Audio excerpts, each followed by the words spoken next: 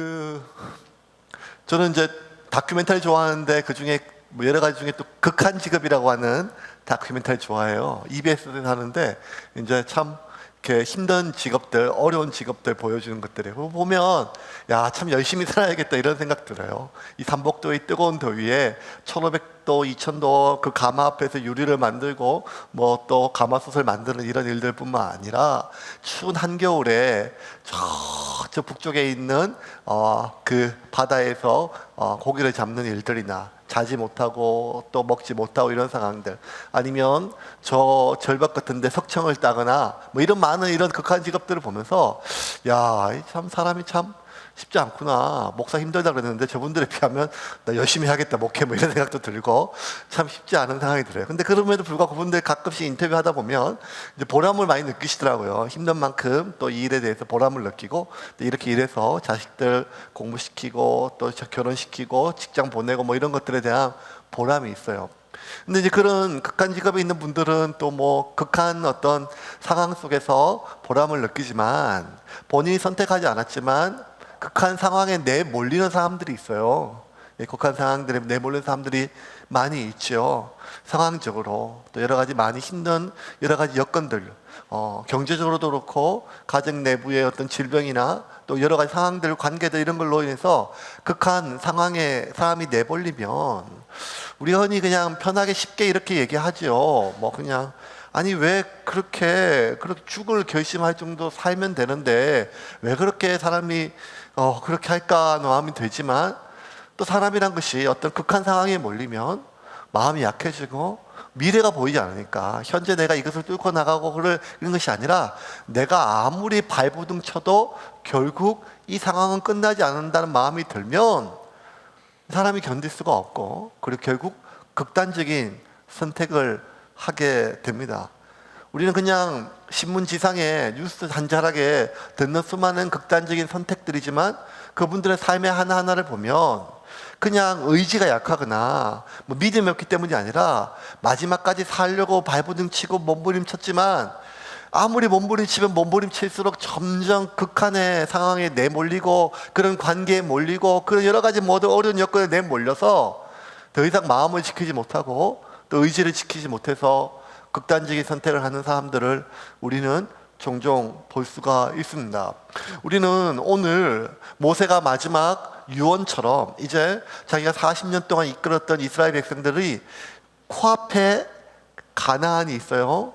느보산 꼭대기에서 가나안을 다 보고 본인은 이제 하나님께서 금하셔서 가나안에 못 들어가요. 그러면서 이제 유언처럼 가나안에 들어보내는 이스라엘 백성들에게 보내는 마지막 유언과 같은 설교예요. 설교하는 내용들은 신명기 전체를 한 마지막 모세의 유언 같은 세 편의 설교인데, 설교 내용들은 주로 뭔가 하면 너희가 이제 가나안에 들어가면 모든 것이 끝난 것처럼 보이지만 정복 전쟁이 또 남아있다. 여러 가지 극한의 상황이 몰려있 건데 어떠한 상황에 처하든지 간에 지금부터 내가 하는 말을 잘 지켜라. 그렇지 않으면 너희가 이 상황을 이길 수 없고 견딜 수가 없다는 거예요.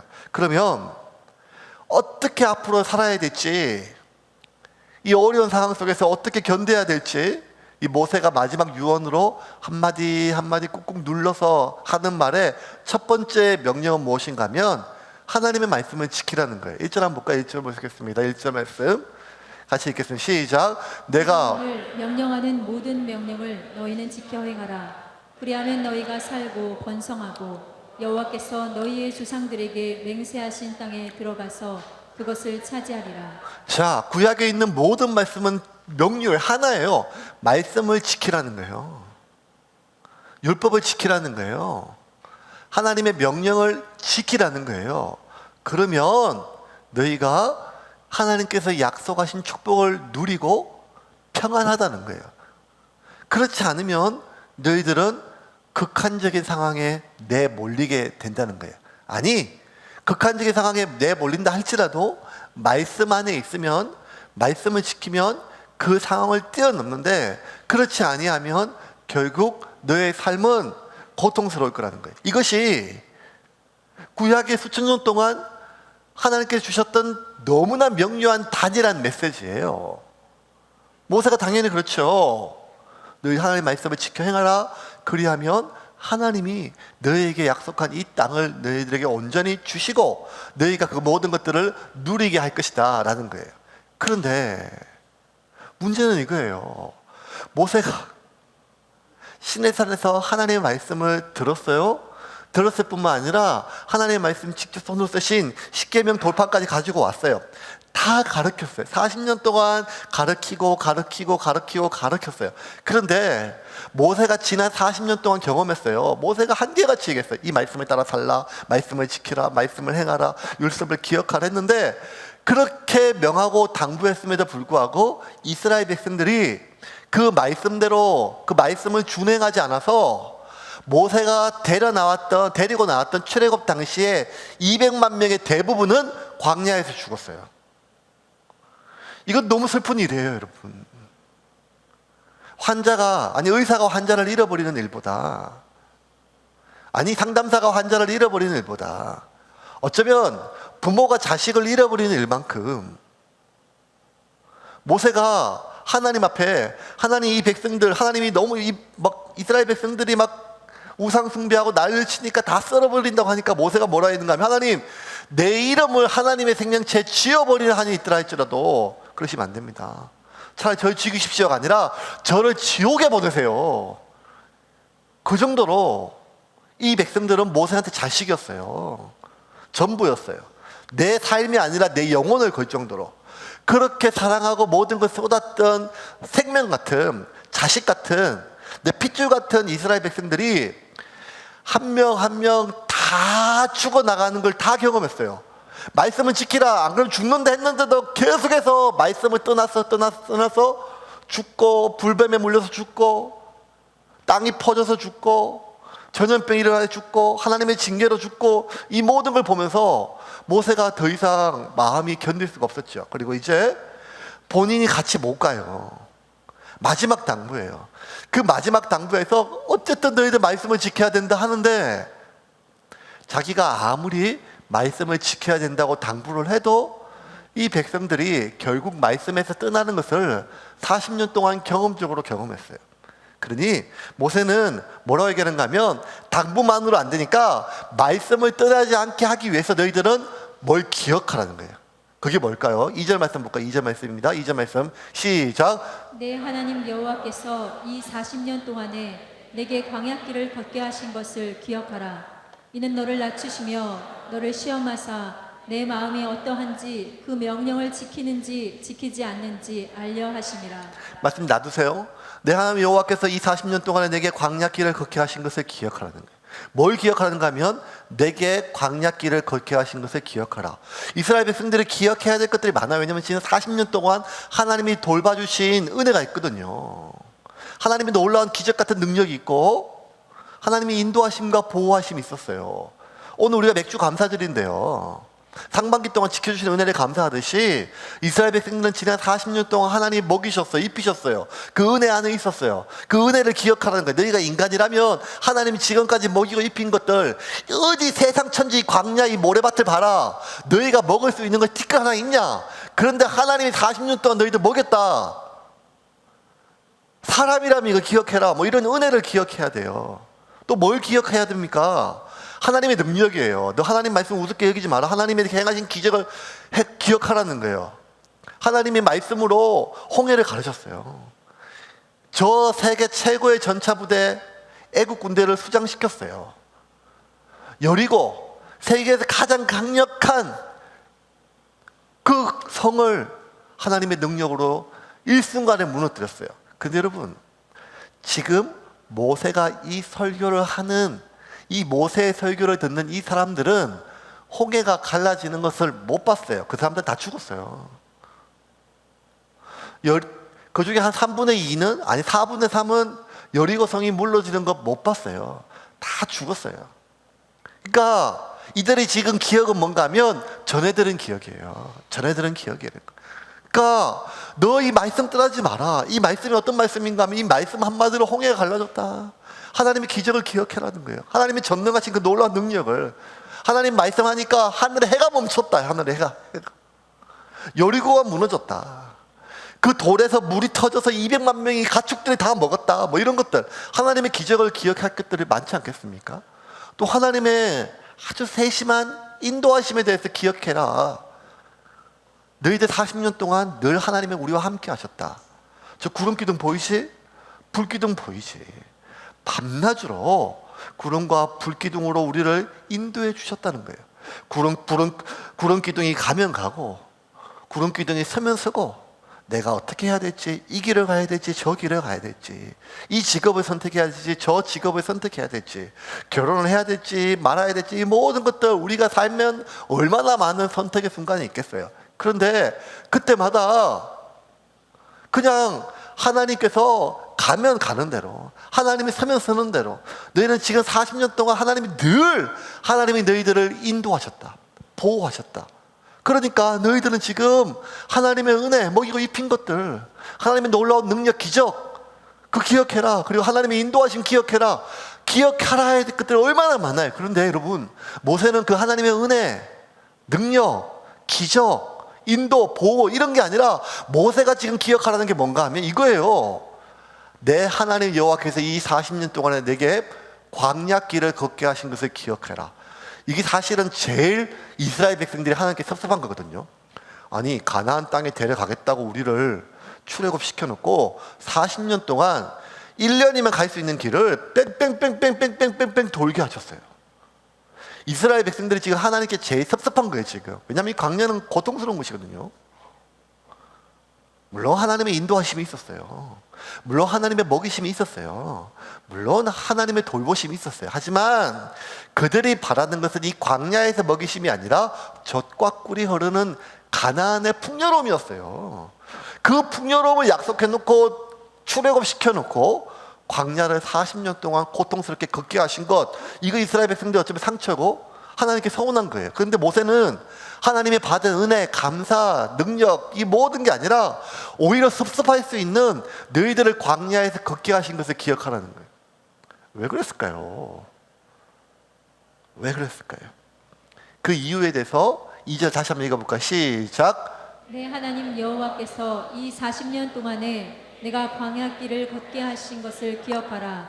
이는 너를 낮추시며 너를 시험하사 내 마음이 어떠한지 그 명령을 지키는지 지키지 않는지 알려 하심이라. 그걸 기억해야 되는데 그 이유에 대해서 더 섭섭해요. 뭔가 하면 이는 너를 낮추시며 시험하사 내 마음이 어떠한지 그 명령을 지키는지 지키지 않는지 알려 하심이라. 여러분, 이 말이 이스라엘 백성들이 너무 서운했어요. 아니, 이해가 안 됐어요. 낮추다니 우리가 더 낮아질 게 뭐가 있어요? 왜냐하면 노예들이거든요. 히브리 종놈들이에요. 애굽에서 사람 취급도 안 했어요. 그러면 더 이상 떨어질래야 떨어질 수 없는 사람이에요. 더 이상 내려갈래야 내려갈 게 없는 사람이에요. 여러분, 우리 그런 살다 보면 그런 데 있잖아요. 바닥을 찍을 때 꼭 지하 월세방이 아니더라도, 여러분, 지하에도 또 지하 1층, 2층이 있는 것처럼 더 이상 내려갈 데가 없는데 뭐 어떻게 내려가라는 거예요. 더 뭘 낮춘다는 말이에요. 교만할 수 있는 상황이 아닌데. 근데 하나님이 뭐라 한다면 너를 낮추시며. 왜 낮추는가 하면 너를 시험해서 내 마음이 어떠한지를, 그 명령을, 하나님의 명령을 지키는지를 알아보게 하기 위해서 하셨다는 거예요. 그러니까 하나님의 이 말씀은 하나님이 이스라엘 백성들을 의도적으로 광야를 계속 걷게 하시고 낮추시고 그 마음이 어떠하신지를 알게 했다는 거예요. 이 낮추다는 표현을 번역을요, 메시지 유진 피터스 목사님이 이렇게 번역했어요. 이제 다시 한번 읽어볼까요? 시작. 하나님께서 지난 40년 동안 광야에서 여러분을 인도하신 모든 여정을 기억하십시오. 그렇게 여러분을 극한까지 몰아붙여 시험하신 것은 여러분의 마음이 어떠한지, 여러분이 그분의 계명을 지키는지 지키지 않는지 알아보시려는 것이었습니다. 낮춘다는 것을, 여러분을 극한까지 몰아붙이신 것은 여러분의 마음이 어떠한지, 그분의 계명을 지키는지 지키지 않는지를 알아보려 하심이었다는 거예요. 그러니까 명확히 하나님 우리를 광야 길을 걷게 하시는 이유는, 우리를 극한까지 이렇게 몰고 가시는 이유는 우리 마음이 진심으로 하나님의 말씀을 지키는지 지키지 않는지를 살펴보게 하기 위함이었다는 거예요. 여러분, 광야는요, 지금 여러분의 인생 가운데 광야길을 걷는 분들이 계세요. 또 광야길을 걸어온 분이 계시고, 이제 광야에 들어온 분이 있고, 이제 광야를 나가는 분도 계세요. 근데 광야에 내 들어온 지 벌써 40년인데 이 광야가 안 끝났다, 이런 사람도 있어요. 왜냐하면 내가 결혼한 지 40년인데 아직도 안 끝났다, 이런 사람도 있고.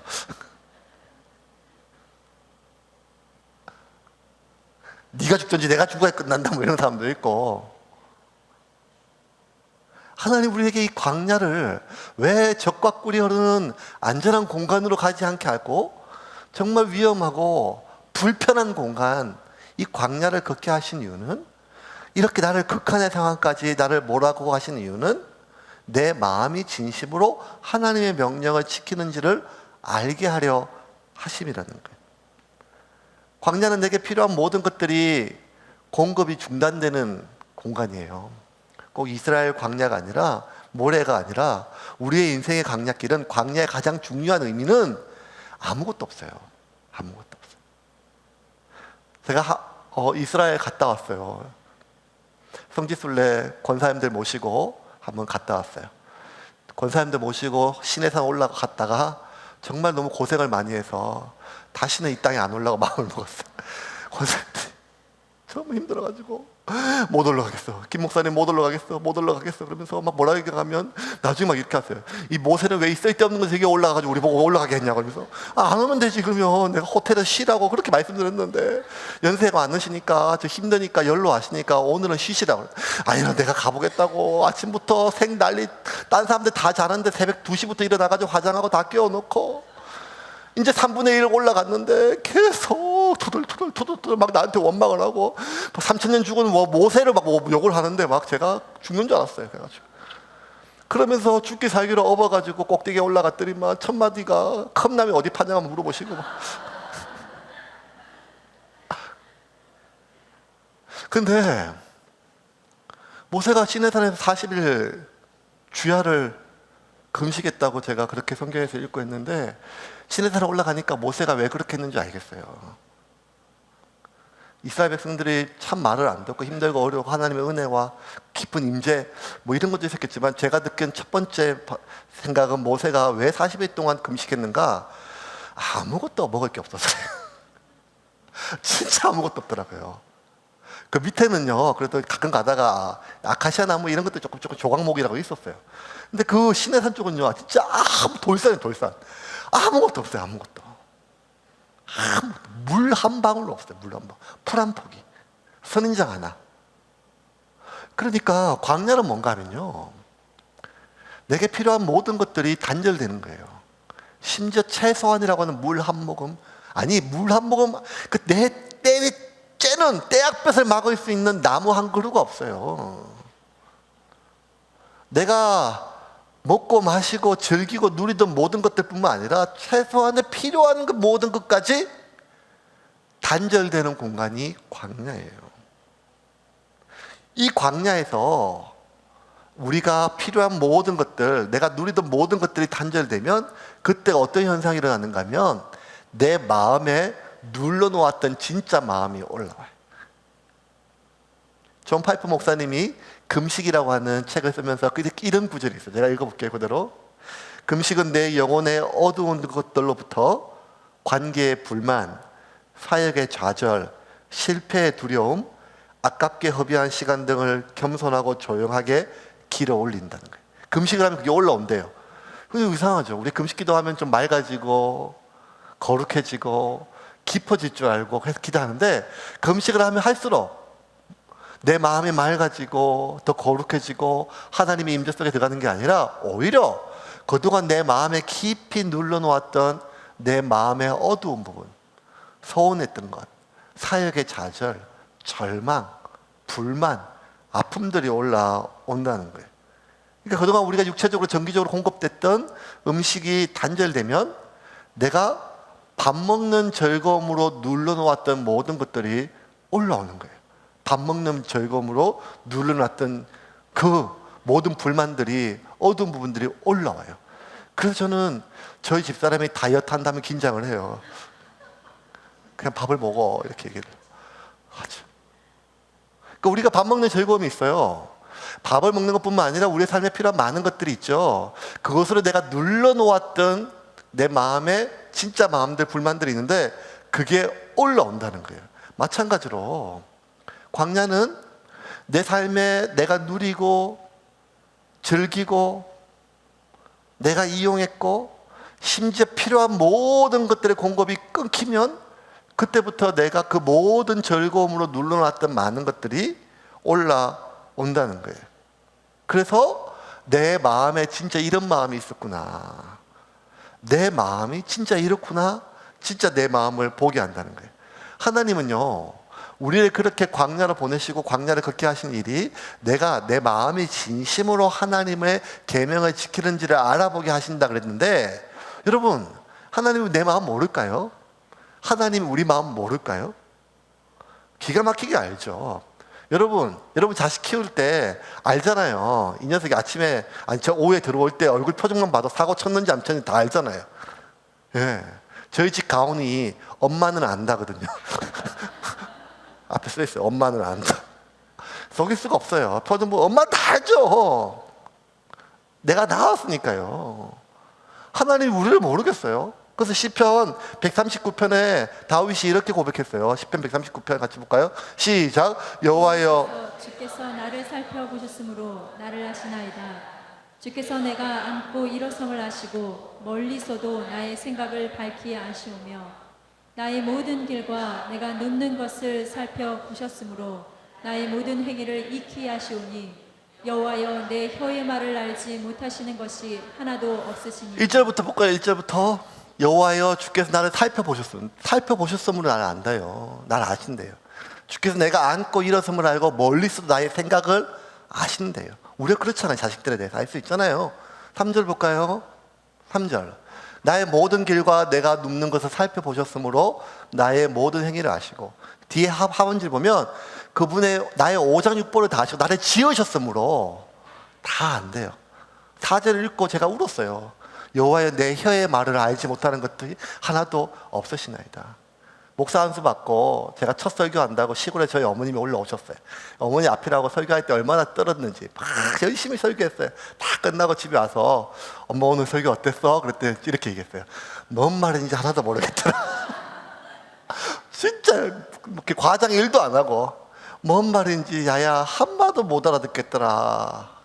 못 알아듣겠다. 그 제가 속상했어요. 아니 엄마가 날 낳았는데 그렇게 얘기하면 안 되죠. 제가 그렇게 얘기를 항변을 해야 되는데, 그런데 나를 낳으신 제 어머니는 제 혀의 말을 하나도 알아듣지 못하지만 나를 지으신 하나님은 나의 모든 것을 아신다는 거예요. 왜? 내가 하나님께 기도조차 할 수 없을 만큼 내 마음이 무너지고 낭망될 때 내 속에 계신 성령께서 말할 수 없는 탄식으로 내 마음의 생각에 대해서 하나님께 말씀해 주신다는 거예요. 그러니까 하나님은 내 혀가 아니라 내 깊은 속, 내 영혼에 더 이상 내가 많이 무너지고 쓰러지고 깨어져서 더 이상 그 하나님 외에는 어떤 말도 할 수 없을 만큼의 무너졌을 그때에도 하나님은 내 속에 내 마음이 어떤지를 아신다는 거예요. 하나님은 그런 분이에요. 그런 하나님이 내 마음을 다 아시는 분이 굳이 또 왜 내 마음을 확인하기 위해서 나를 그런 극한의 상황까지 몰아붙이고 고생을 시키고 낮추고 힘들게 하셨을까요? 이걸 아셔야 돼요. 하나님이 내 마음을 알려고 이놈이 진짜 내 말을 지키는지 보려고 광야를 걷게 하시는 것이 아니라 내가 내 스스로 내 마음을 알게 하기 위해서 하나님이 그렇게 하신다는 거예요. 3절 말씀 볼까요? 3절 말씀입니다. 오늘 3절 말씀 보겠습니다. 네, 같이 읽겠습니다. 3절 시작. 너를 낮추시며 너를 줄이게 하시며 또 너도 알지 못하여 내 조상들도 알지 못하던 만나를 내게 먹이신 것은 사람이 떡으로만 사는 것이 아니요 여호와의 입에서 나오는 모든 말씀으로 사는 줄을 내가 알게 하려 하심이니라. 누가 알게 하려고? 네가 알게 하려고. 우리가 알게 하려고. 내 진짜 마음이 어떠한지를 내가 내 스스로 알게 하기 위해서. 하나님 거룩하기를 원합니다. 하나님 진실되기를 원합니다. 하나님 주님의 기쁨이 되기를 원합니다 라고 기도하고 찬양하고 예배할 때 우리 진심이지요. 저도 제가 진심인 줄 알았어요. 하지만 내가 극한의 상황이 되고 나니까 제 진심이 뭔지 알겠더라고요. 먼저 그의 나라와 그의 의를 구하라. 그리하면 그 모든 것을 너에게, 이 모든 것을 너에게 더하시리라. 이 말씀 제가 믿고 제가 하나님 내 삶을 하나님께 드립니다. 제가 하나님 일 할 테니 하나님이 제 일 하십시오. 어떻게 하나님을 믿는 사람이 먹고 사는 걸 걱정하고 어떻게 하나님의 소명보다 생존을 위해 살아갈 수 있을까? 그렇게 설교하고 그렇게 믿었어요. 그런데 정작 제가 모든 사역을 내려놓고 제주도 내려가서 아무것도 없이 1년을 살아보니까 새벽에 일어나서 기도하는 대부분이 무엇을 먹을까에 대한 기도였어요. 현재 배가 고픈 것이 아니라 앞으로 어떻게 될까에 대한 불안이었어요. 지금까지 먹이신 하나님이 앞으로도 먹이신다고 하는 그렇게 많이 설교했음에도 불구하고 대부분의 제주도에서 제 기도에 제 생각에 뭔가 하면 앞으로 어떻게 살까가 아니라 앞으로 뭘 해먹고 살아야 되나, 앞으로 내 새끼들은 어떻게 먹이고 공부를 시켜야 될까. 지난 20년 동안 제가 설교하고 그렇게 가르치고 그렇게 믿었던 것들은 어쩌면 제 믿음이 그런 것이 아니라 제 본 마음이 그런 것이 아니라 제게 필요한 것들이 공급되었기 때문에 그렇다는 거예요. 진짜 회개 많이 했어요. 회개 많이 했어요. 그렇게 설교하고 그렇게 윽박지르듯 가르치듯이 책망하는 것이 얼마나 내가 짧은 인생에 경험도 없이 하둔한 고집인지를 언제 알았는가 하면 제게 필요한 모든 공급이 끊겼을 때 알았어요. 20년 동안 사역하면서 사역했던 모든 차에 기름을요, 교회 카드, 교회에서 기름이 나오니까 넣었었어요. 처음으로 제 차에 기름을 제 돈으로 넣었는데 기름값이 그렇게 비싼 줄을 그때 처음 알았어요. 하나부터 열까지 모든 것이요, 공급이 끊기니까요. 하나가 이게 이렇게 소중하고 어려운 문제를 그때 알았어요. 우리는요, 내 마음을 잘 몰라요. 왜냐하면 마음은요, 말에 가리워져요. 우리는 그 사람의 마음을 잘 몰라요. 왜냐하면 그 사람의 마음은 그 사람의 말에 가려지기 때문이에요. 마음은 말에 가려질 뿐만 아니라 표정에도 가리워져요. 헌신에도 가리워지고 열심에도 그 마음이 가리워질 수 있어요. 근데 여러분 아세요? 우리는 내 몸을 불사르게 내어 줄 때도 사랑 없이 그렇게 할 수 있어요. 사랑 없이도 내 몸을 불사르게 내어줄 수 있어요. 내 삶의 재산의 절반을 하나님께 드릴 수가 있어요. 어떻게? 믿음 없이도 그렇게 할 수 있어요. 우리는 내가 한 일 때문에, 내가 드린 것 때문에, 내가 희생한 것 때문에, 나의 노력 때문에, 나의 열심 때문에, 나의 과거 때문에 내 마음을 모를 수가 있다는 거예요. 하나님도 내 마음 알고 세상도 내 마음을 아는데 나는 내 마음을 모를 수가 있다는 거예요. 그래서 하나님이요, 우리를 광야를 걷게 하세요. 여러분, 뭐 어렵게 생각해요. 딱 보면 누가 어려움 겪으면 그런 마음 가지면 안 되는데, 너 그럴 줄 알았어 마음 들죠? 내가 어려움 겪으면 왜 나한테 이런 일이 생기는지 모른다고 생각해요. 신기하죠? 우리는 그만큼 내 마음을 몰라요. 그래서 하나님이 내 마음을 알아보기 위해서, 시험하기 위해서 우리를 광야를 걷게 하신 것이 아니라 내가 내 진짜 마음이 어떠한지를 알게 하기 위해서 그렇게 한다는 거예요. 그러면 내 마음에 그렇게 내가 누리고 즐기고 필요한 모든 것들로 눌러놓았던 모든 것들이 공급이 끊기면, 그때서야 내 진짜 마음이 올라오면 나의 본 마음을 내가 직면하는 것은 참 고통스러운 일이에요. 나는 참 괜찮은 목사인 줄 알았는데 나는 이런 사람인 걸 발견하면 이게 참 견딜 수가 없죠.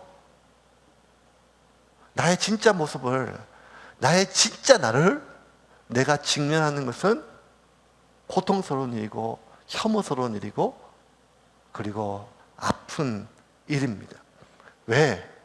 내 안에 하나님이 없으니까요. 내 안에 하나님에 대한 갈망이 없으니까요. 내 안에 하나님의 기쁨이 되고 싶은 마음이 아니라 나는 하나님을 즐거워하기보다 하나님이 주신 것을 더 즐거워하는 사람이에요. 나는 하나님의 기쁨이 되기보다 하나님의 능력으로 내가 기뻐하기를 바라는 사람이에요. 나는 내 죄 때문에 하나님이 아파하셔서 애통하는 게 아니라 내가 더럽혀졌다는 생각 때문에 더 아파하는 사람이에요. 그래서 살펴보면 내 안에 하나님이 없고 하나님에 대한 갈망도 없고 하나님에 대한 애통도 없어요. 오직 내 안에 나만 있는 거예요. 그런 나를 어디서 발견하게 되는가 하면 인생의 광야에서 발견하게 되는 것입니다. 이 광야 학교는요, 학교예요, 학교. 두 가지 원칙이 있는데 참 무서워요. 하나는 뭔가 하면 이 광야 학교는 누구든지 광야 학교를 졸업해야 가나안에 들어갈 수가 있다는 거예요. 심지어 모세라 할지라도 예외가 없어요.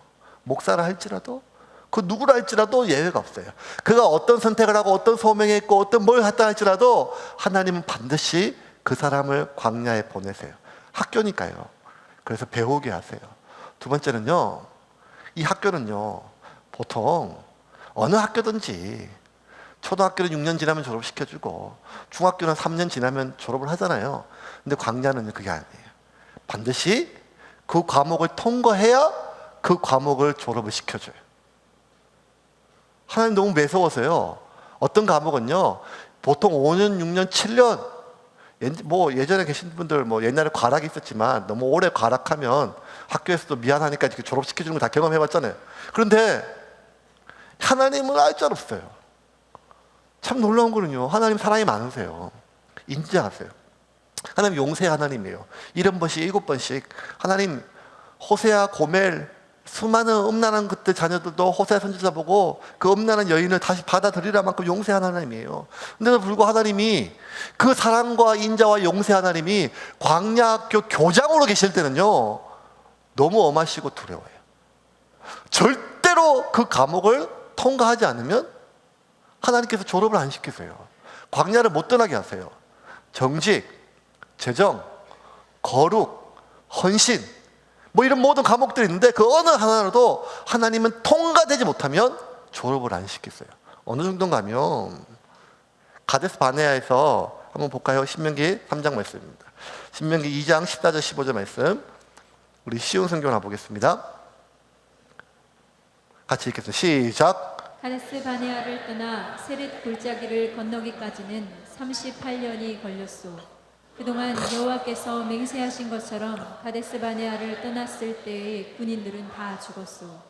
이는 여호와께서 그들의 진중에 남아있는 사람이 하나도 없을 때까지 그들을 치셨기 때문이요. 14절 볼까요? 14절.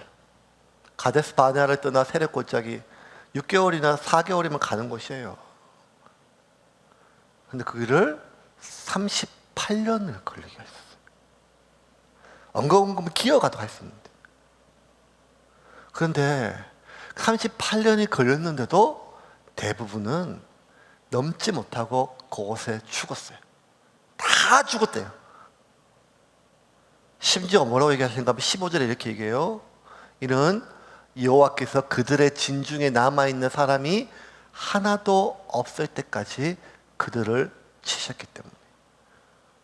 상한 갈대도 꺾지 아니하시고 꺼져가는 등불도 끄지 아니하시는 사랑과 인내와 용서의 하나님이신데도 불구하고 광야에서 우리를 무언가를 다루실 때는 그게 마지막 남은 것까지 해결되지 않으면, 그것을 우리가 배울 때까지, 깨달을 때까지, 졸업할 때까지 우리가 마지막까지 못 배우면 때려서 죽이는 한이 있다 할지라도 하나님은 다루시는 분이에요. 이 광야하기 너무 무섭지요.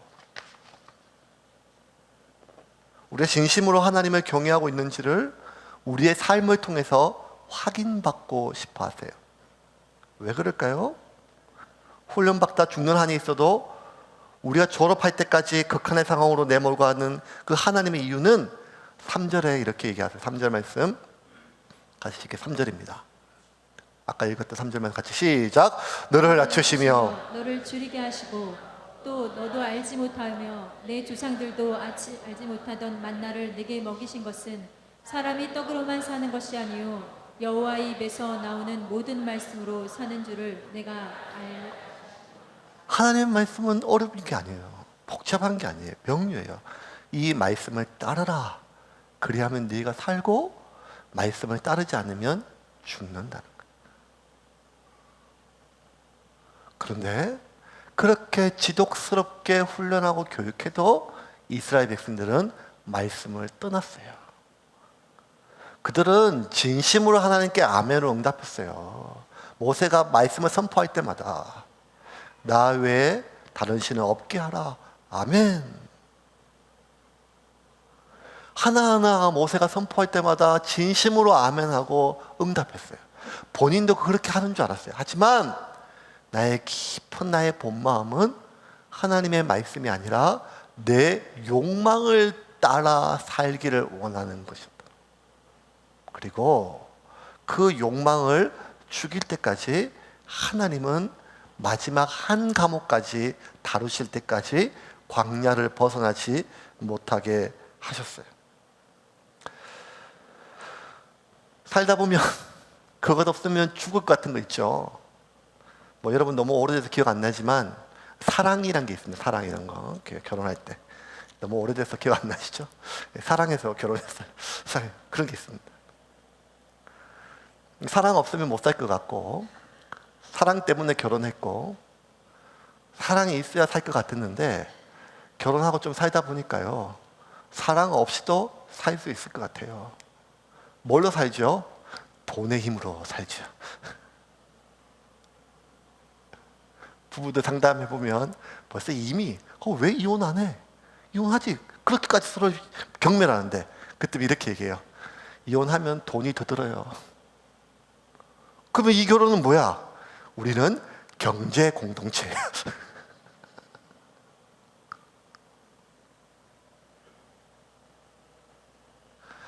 이거 사랑 없으면 죽을 것 같고 사랑 없으면 못 살 것 같은데 살다 보니까 사랑 없어도 살만하고 돈 힘으로 살지요. 밥심으로 살지요. 어떤 사람한테는 모든 사람이 밥심으로 살지요. 떡으로 살지요. 하지만 어떤 사람은 그 돈이 밥이죠. 돈만 그럴까요? 돈이 아니라 인정이 필요한 사람이 있어요. 인정. 인기가 필요한 사람이 있어요. 내가 얼마나 능력 있는지 그 지위하고 진급하고 그것을 얻기 위해서 때론 내 돈, 심지어 가족까지 희생한 사람들이 있어요. 어떤 사람은 그 재미, 그 쾌락, 그 즐거움 그거 포기 못해요. 그래서 누군가한테는요 돈이 밥이고요, 누군가한테는요 그 인기가 밥이고요, 누군가한테는 그 지위가 밥이고, 누군가한테는 그 쾌락과 즐거움이 밥이에요. 딴 거는 몰라도 그것 없으면 내가 살 수가 없어요. 내 인생 의미가 없어요. 내 인생 설명될 수 없다는 거예요. 그런데 하나님이 얘기하세요. 사람이 떡으로만 사는 것이 아니라 하나님의 말씀으로 살 수밖에 없다는 거예요. 왜? 너희가 내 백성이기 때문에. 너희가 내 자녀가 아니면 그 돈 힘으로, 밥심으로, 즐거움으로, 쾌락으로 살아라는 거예요. 그런데 이제는 내 자녀가 됐기 때문에 내 자녀가 된 사람은 한 번 확장된 정신세계는 결코 이전으로 돌아올 수 없는 것처럼 한 번 영원히 하나님을 만났던 사람은 그 무엇으로도 그 영혼을 채울 수가 없고 오직 하나님 한 분 외에는 만족할 수 없음을 믿으시기를 바랍니다. 이거 우리 진짜 진심 어린 우리의 신앙 고백이에요. 근데도 불구하고 내 마음에 내 깊은 본심은 하나님의 말씀이 아니라 내 욕망을 따라 살고픈 마음이 나의 깊은 내면에 남았다는 것입니다. 말씀을 좀 정리하겠습니다. 너를 낮추시며 너를 줄이게 하시며 또 너로 알지 못하며 내 조상들로 알지 못하던 만나를 내게 먹이신 것은 사람이 떡으로만 사는 것이 아니요 여호와 입에서 나오는 모든 말씀으로 사는 줄을 내가 알게 하려 하심이라. 여러분, 중요한 단어가 뭔가 하면 하나님 말씀보다 더 중요한 게 모든이라고 하는 단어예요. 모든. 우리가 하나님 말씀을 사는데 이 말씀에는 우리를 위로하고 우리를 격려하고 우리를 보듬는 말씀만 있는 게 아니라 때로는 우리를 징계하고 때로는 우리를 아프게 하고 때로는 우리를 고통스럽게 하는 말씀도 있어요. 우리는 모든 하나님의 말씀으로 사는 거예요. 이번 주에 제가 뭐가 일이 많았는데 그중에 제일 슬픈 거는 봄에 온 교회 축복으로 유아 세례 받았던 이제 이번 주에 12달 돌 된 딸이 여자아이가 유언이가 백혈병에 걸렸다는 얘기를 듣고 죽겠더라고요. 급하게 서울 올려 보내가지고 시간마다 체크하고 하는데 12달 된 그 여자의 가슴에 구멍을 뚫어가지고 내일부터 이제 독한 항암제가 들어가는데요. 이게 어떻게 애가 견디겠어요? 멀쩡한 사람들도 그걸 못 견디는데 그걸 지켜보는 부모가 어떻게 살겠어요? 이제 12달 됐으면 한참 이쁠 때면 따뜻한 부모의 눈빛, 축복, 사랑, 보듬는 것, 좋아하는 것 그것만 있어도 참 이 세상 살아가기 힘든데 그 조망만한 가슴에 구멍을 뚫어서 그 독한 독약을 넣는다는 것이 어떡하겠어요? 그런데 우리가 인생 살다 보면요, 그 부모의 사랑과 따뜻한 것으로도 살지만 어떤 경우는 나를 고통스럽게 하고 나를 죽이는 그 독 같은 고통이 내 안에 들어가야 내가 살 수가 있을 때도 있거든요. 그 아이를 바라보고 따뜻하고 보듬는 것도 사랑이지만 어금니를 깨물고 가슴을 찢는 마음으로 아이의 가슴을 찢고 그 독한 약을 집어넣는 것도 사랑이란 말이에요. 왜냐하면 살리게 하기 위해서요. 부모는 그럴 수밖에 없어요.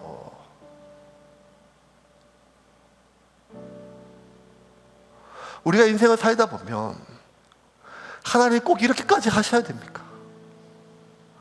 숨도 못 쉬겠는데 지금까지도 충분히 아팠는데 꼭 이렇게까지 하셔야겠습니까? 내가 기도를 안 하는 것도 아니고 하나님 앞에 무슨 큰 죄를 진 것도 아닌데 이렇게까지 하셔야 됩니까? 라고 하는 극한의 상황에 몰릴 때가 있죠. 그런데 여러분 기억하십시오. 그 순간을 우리가 버틸 수 있는 것은 그럼에도 불구하고 내가 하나님의 보호 아래에 있다고 하는 믿음이 고통스러워요.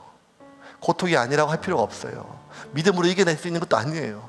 이거는 그냥 고통을 겪는 수밖에 없어요.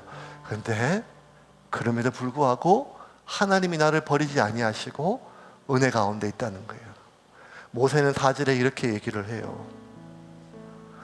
이 40년 동안에 너희들이 그 극한의 상황에 몰렸던 그 40년 동안에 내 의복이 헤어지지 아니하였고 내 발이 부르러뜨지 않았다는 거예요. 그러므로 우리는 하나님께 감사할 수가 있어요. 이 극한의 상황 속에서도 하나님의 은혜 안에 있기 때문입니다. 사랑하는 여러분, 힘을 냅시다. 힘을 냅시다. 우리의 의지로 이 어려움을 이겨내라는 말이 아니라 사방에 우겨쌈을 당하지 않은 것처럼 깜깜하게 길이 보이지 않고 미래가 보이지 않는다 할지라도 우리는 여전히 하나님의 보호 아래에 있으며 그분이 우리를 인도하실 줄을 믿으시기를 바랍니다. 그리고 그 광야의 길을 걷고 있는 누군가를 본다면 너 그리 될 줄 알았어라고 함부로 재단하지 말고 그와 함께 손을 붙잡고 이 길을 뚫고 나갈 수 있도록 여러분 서로 힘이 되고 돕는 여러분이 되기를 주님의 이름으로 축원합니다.